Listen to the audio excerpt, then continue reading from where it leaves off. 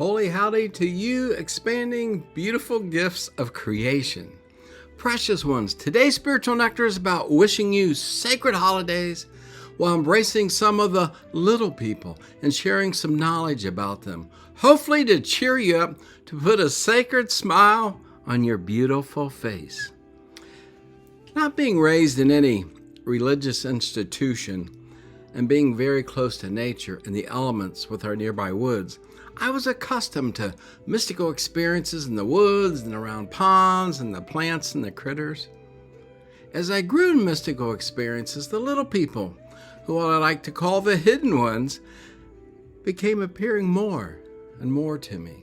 Some stories I will share in a little bit. So what about the Christmas elves that helped Santa Claus? Where and how were the elves connected to Santa? Many say the origins of the Christmas elf are said to have been derived from the Norse mythology, the little people, or as they called the hidden folk.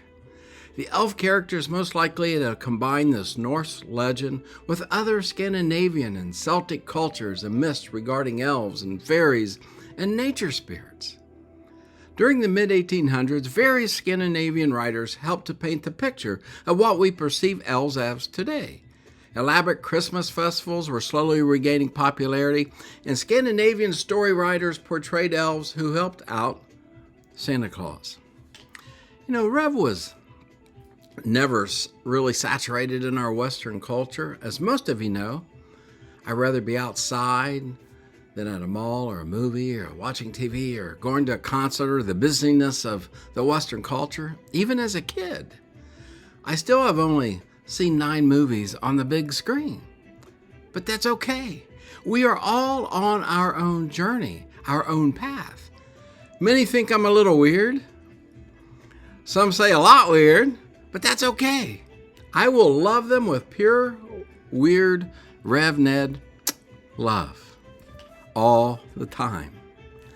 My personal experiences with the hidden ones has impacted my life in various ways, like saving my life at least a couple of times. Beautiful ones, we could be surprised who our guardian angels and beings really, really are.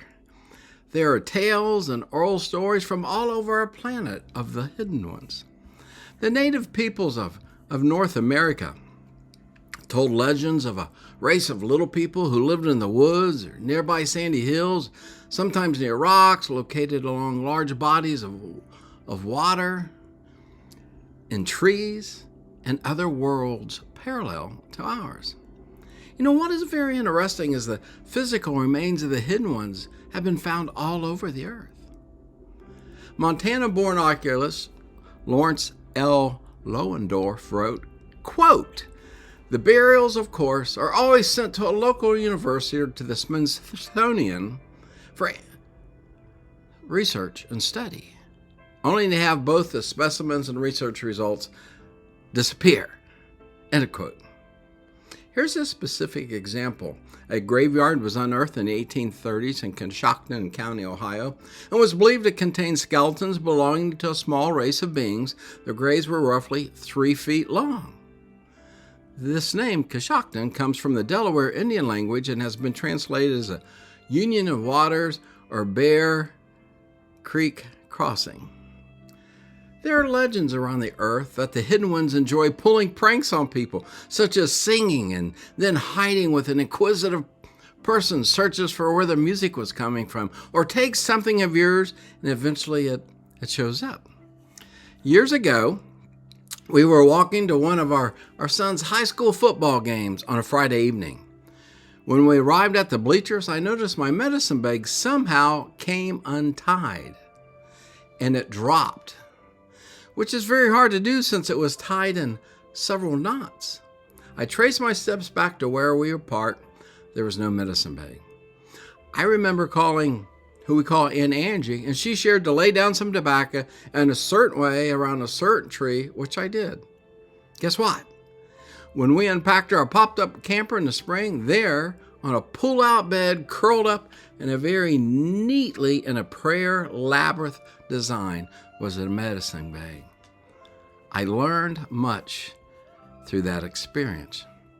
Just the other day, I was doing a live broadcast entitled Bridge Walkers, right where I'm at, was turning around, I'm not going to do it again, was turning around the studio chair to get a stuffed gnome off the table, and my pneumatic lever underneath the chair was released, and I was humbled down several inches. It was very, very funny being live on the air. On another live broadcast, I was in the studio, Bitsy here, and I was utilizing my phone to broadcast from, which was in a stand. All of a sudden, my phone was picked up and tossed at me. I caught it, and then when I placed the phone back on the desk, I was upside down, and no matter what I did, I was upside down for the rest of the broadcast.